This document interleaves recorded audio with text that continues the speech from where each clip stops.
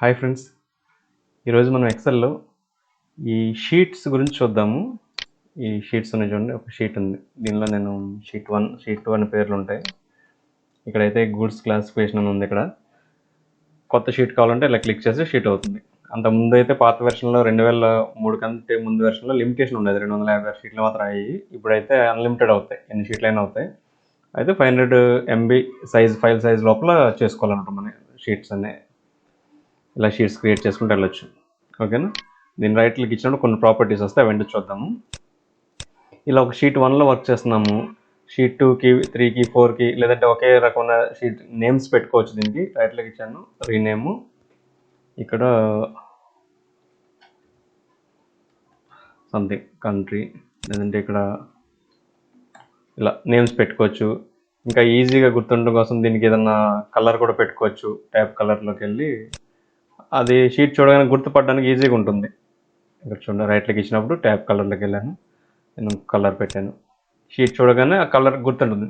ఇది చదవడం కంటే ఇలా గుర్తుపెట్టుకోవడం కొంచెం కళ్ళకు కూడా స్ట్రెస్ తగ్గుతుంది అనమాట, ఇలాంటి టెక్నిక్స్ ఫాలో అయితే కనుక మీరు. ఓకేనా. ఈ షీట్లో ఇలా ఉన్నాయి, ఇంకా ఏమున్నాయో చూద్దాం. నెక్స్ట్, నేను ఇప్పుడు ఈ షీట్ మీద వర్క్ చేస్తున్నాను, ఏదైనా ఎడిట్ డిలీట్ చేయాలనుకుంటున్నాను. ఇన్ కేస్ మనం ఏదైనా మిస్టేక్ చేస్తే మళ్ళీ ఎలాగా అని అనిపించింది అనుకోండి, దీని మీద రైట్ క్లిక్ ఇచ్చి ఇక్కడ మూవ్ ఆర్ కాపీ అని ఉంది. మూవ్ అంటే ఆప్షన్ అడుగుద్ది, అది చివరికో ఎక్కడికో మూవ్ చేసుకోవడానికి ఆప్షన్ అనమాట. నేను అలా కాకుండా క్రియేట్ కాపీ అని టిక్ ఉంది చూడండి, టిక్ పెట్టాను ఇక్కడ. ఓకే, చూడండి ఆల్రెడీ ఇంకోటి 2 నెంబర్తో అయింది. లేదా నేను నేమ్ రీనేమ్ చేసుకోవచ్చు అంటే చూడండి, ఇక్కడ నేను క్రియేట్ కాపీ. ఓకేనా, ఇంకోటి అయింది సేమ్, అదే ఆటోమేటిక్ నేమ్ వచ్చేసింది. మీరు కావాలంటే ఇక్కడ వేరే నేమ్ మార్చుకోవచ్చు అనమాట. ఓకేనా. నాకు ఒకేలాంటి డేటాతో 3 ఫైల్స్ వచ్చినాయి. ఇప్పుడు నాకు మిగతా అన్నీ డిలీట్ చేస్తున్నాను, కన్ఫ్యూజ్ లేకుండా. Delete delete delete. ఇక్కడ ఇన్సర్ట్ ఉంది, ఇన్సర్ట్ అంటే ఇంకో షీట్ వస్తుంది. షీట్ కానీ ఇంకా చార్ట్స్ ఆప్షన్ ఉంది, ఇవి తర్వాత చూద్దాం మనం. ప్రజెంట్ అయితే ఇన్సర్ట్ కూడా ఇక్కడ నుంచి చేసుకోవచ్చు. నేనైతే డిలీట్ చేస్తున్నాను. ఓకేనా. ఈ మూడిట్లో కన్ఫ్యూజ్ లేకుండా నేను వీటికి కలర్స్ ఇస్తున్నాను. ట్యాబ్ కలరు, దీనికి బ్లూ ఇచ్చాను, దీనికి రెడ్ ఇచ్చాను, దీనికి ఒక కలర్ ఏదన్నా డిఫరెంట్గా ఉండేలా గ్రీన్ ఇచ్చాను. ఓకేనా. 3 కలర్స్ ఉన్నాయి అన్నమాట మన దగ్గర గుర్తు కోసం. ఓకే, ఇప్పుడు దీనిలో ఇంకేం చేయగలం. మనకి ఈ షీట్ వద్దనుకున్నాం, రెడ్ కనిపించకూడదు అనుకున్నాం ప్రస్తుతానికి, కాసేపు కన్ఫ్యూజ్ లేకుండా. ఇక్కడ ఆప్షన్ చూడండి, హైడ్ చేస్తే ఆ రెడ్ కలర్ కనిపించకుండా పోయింది చూడండి. నేను సేవ్ చేస్తే ఇది ఉన్నట్టు ఎవరికి చెప్పకపోతే తెలియదు కూడా ఇక్కడ ఒక షీట్ ఉన్నట్లు. దాన్ని చూడాలంటే కనుక మళ్ళీ ఇక్కడ ఎక్కడన్నా రైట్ క్లిక్ ఇస్తే అన్హైడ్ వస్తుంది. అన్హైడ్ అంటే మీకు ఆల్రెడీ ఇక్కడ ఒకటే హైడ్ చేసాము, 2-3 హైడ్ చేసినప్పుడు కూడా ఒకసారి ఇంకోటి కూడా చేస్తాను చూడండి. దీన్ని కూడా హైడ్ చేశాను.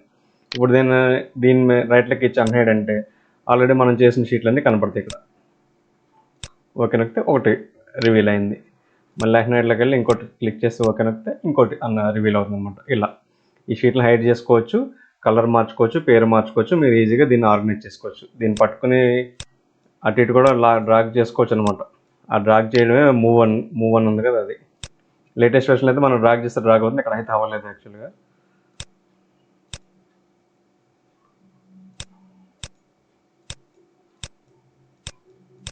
మూవ్ టు ఎండ్ సంథింగ్ ఉంది, అట్లా మూవ్ చేసుకోవచ్చు అనమాట. అటు ఇటు మార్చుకోవడానికి అది ఆప్షన్ పనికి వస్తుంది.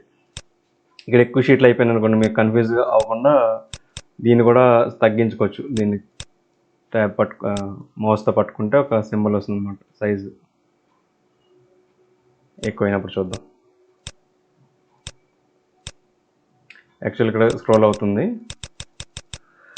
ఇన్ కేస్ మనం ఈ దీనిలో ఉన్నాము, కీబోర్డ్లోంచి పక్క షీట్కి వెళ్ళాలి, కంట్రోల్ పట్టుకుని page up button, page down button press చేయడం ద్వారా మన షీట్ని షిఫ్ట్ చేసుకోవచ్చు అనమాట. ఒకదాని నుంచి ఒకదానికి ఈజీగా మారిపోవడానికి page up, page down buttons click చేసుకుని కాంబినేషన్లో కొడితే మనం ఈ షీట్లో షిఫ్ట్ అవ్వడానికి, పక్క ట్యాబ్లోకి వెళ్ళడానికి ఈజీగా ఉంటుంది.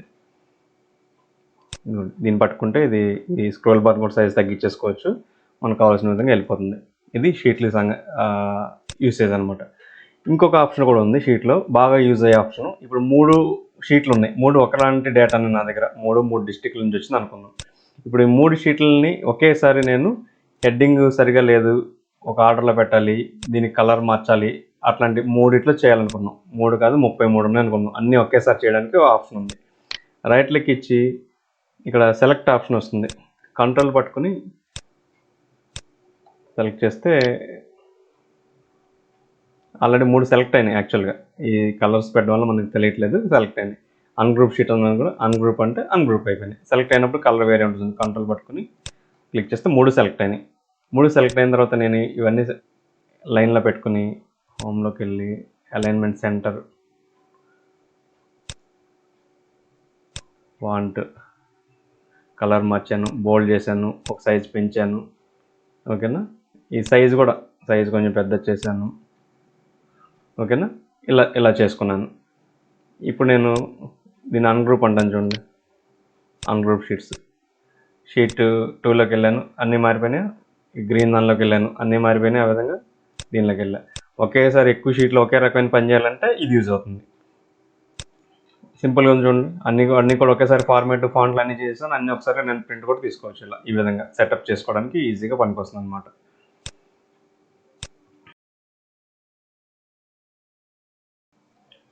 ఇప్పుడు చూడండి ఫ్రెండ్స్, నాకు ఇక్కడ ఒక టేబుల్ ఉంది, ఇక్కడ షీట్ ఉంది. అంటే ఈ టేబుల్లో ఉన్న డేటాని నేను ఈ షీట్లో చూడాలనుకుంటున్నాను.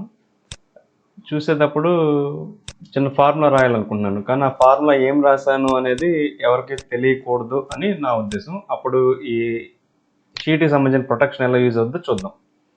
ఇప్పుడు నేను ఈ గడిని నేను ఏం చేస్తానంటే ఫార్మేట్లోకి వెళ్ళి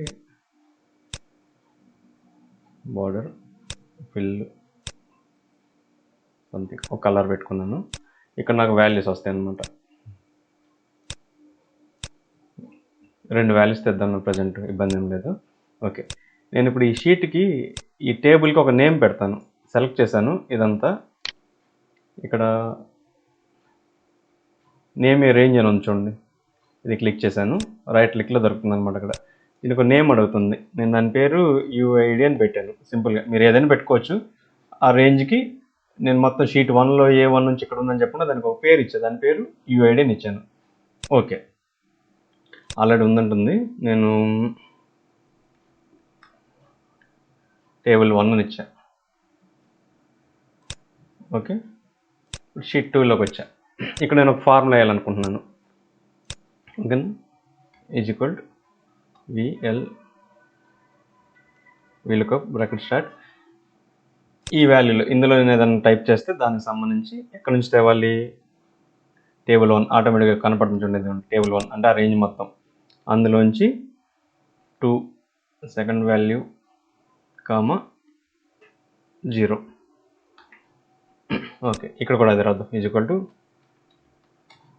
బ్రాకెట్ స్టార్ట్, ఈ వాల్యూలోంచి కామా ఎక్కడ రెఫరెన్స్ టేబుల్ 1. నేను ఆ షీట్ని సెలెక్ట్ చేసే పని అదంతా ఏం లేదు. టేబుల్ 1 అని నేను అక్కడ పేరు పెట్టుకున్నా కాబట్టి ఆ పేరుని ఎప్పుడు కంటే అప్పుడు వెళ్ళకంటే అలా కాల్ చేసుకోవచ్చు అనమాట. కామా 3, 0 థర్డ్ వాల్యూ తెమ్మను. ఓకే, అందులో ఏమున్నాయి చూద్దాం. అసలుకి రెఫరెన్స్ ABCD 1 2 3 4 ఆ సిరీస్లో ఉన్నాయి 147 వరకు. ఇక్కడ కొడతాను చూడండి, ABCD 1 2 3. ఓకేనా, రవి 120 అని వచ్చింది. ఓకే, ఇందులో ఈ ఫార్ములా ఉందన్నమాట. యాక్చువల్గా నేను ఇక్కడ ఇంకో ఫార్ములా రాస్తాను. ఏం చేస్తానంటే ఈజ్ ఈక్వల్ బ్రాకెట్ స్టార్ట్, ఇది కామా టేబుల్ 1 కామా 3, 0. దీన్ని బై 10% అని వేసాను. ఓకే, నేను ఇక్కడ 10% అని ఒక ఫార్ములాలో ఏదో ఒకటి రాశాను, కానీ ఇది నా యూజర్లకి తెలియకూడదు. వాళ్ళు రిఫరెన్స్ కొడతారు, ఈ వాల్యూని కన్క్లూడ్ చేసుకుని ఇది చూస్తారు. ఇది మాత్రమే కావాలి. అప్పుడు ఏం చేయాలంటే దీన్ని సెలెక్ట్ చేస్తాను. నాకైతే యూజర్ ఎంట్రీ ఇది ఒక్కటే ఎలిజిబుల్ ఉండాలి, మిగతా అంతా హైడ్ చేయాలి. నాకు ఏవైతే ఫార్ములా ఉందో వాటిని సెలెక్ట్ చేసుకున్నాను. దాని ప్రాపర్టీస్లోకి వెళ్ళాను. ఫార్మేట్ సెల్స్ అని చూడండి. ఫార్మేట్ సెల్స్లోకి వెళ్ళిన తర్వాత ఇక్కడ లాస్ట్లో ప్రొటెక్షన్ అని చూడండి. Number, alignment, font, border, fill ఇవన్నీ ఉన్నాయి కదా. ప్రొటెక్షన్లోకి వెళ్ళా. ఇక్కడ లాక్డ్ అని ఉంది, హిడెన్ కూడా ఉంది. హిడెన్ టిక్ పెట్టా. డిఫాల్ట్ లాక్డ్ ఉంది, నేను హిడెన్ టిక్ పెట్టా. ఓకే, అయినప్పటికీ కనపడుతుంది ఫార్ములా. ఇప్పుడు ఏం చేస్తుందో చూద్దాం.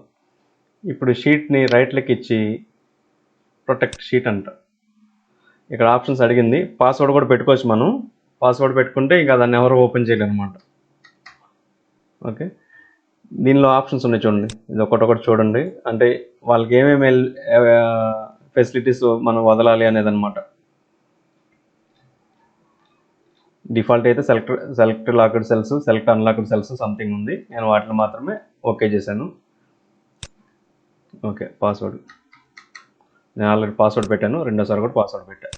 ఓకే, ఇప్పుడు ఇంకా ఇందులో ఫార్ములా వాళ్ళకి కనపడదు. ఇక నేను 1 2 3 4 ఉంది కదా. ఓకే, ఇది కూడా లాక్ అయిపోయింది, అందుకని అవ్వలేదు.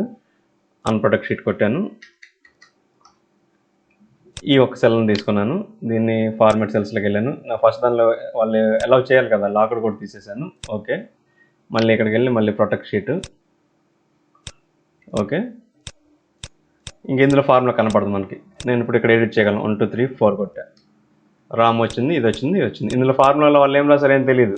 ఇప్పుడు నేను షీట్ 1 అని కూడా నేను ప్రొటెక్ట్ చేసేసి హైడ్ చేస్తాను అనుకోండి, ప్రొటెక్ట్ చేస్తాను, హైడ్ కూడా చేస్తాను. పాస్వర్డ్తో ప్రొటెక్ట్ చేసి హైడ్ చేస్తాను. ఇప్పుడు వాళ్ళకి ఏం కనపడదు, ఇది కూడా లేదు. ఇది ఒక సాఫ్ట్వేర్ లాగా వాడుకోవచ్చు అనమాట. ఇంకా 1 2 3 4 5 కొడతాను ఇక్కడ. మీరు ఇచ్చింది వాళ్ళు టైప్ చేసుకుని రెఫరెన్స్లు చూసుకోవడమే, అక్కడ బ్యాక్గ్రౌండ్లో ఏముంది అని ఏం తెలియదు ఇంకా యూజర్కి ఇచ్చినప్పుడు అనమాట. ఇలా పాస్వర్డ్తో ప్రొటెక్ట్ చేసి దీన్ని యూజ్ చేసుకోవచ్చు. ఈ ఫీచర్ కూడా బాగా పనికొస్తుంది. ట్రై చేయండి ఫ్రెండ్స్ మీరు కూడా మీ వర్క్ ప్లేస్లో. ఓకే, నెక్స్ట్ వీడియోలో మళ్ళీ కలుద్దాం. Bye friends.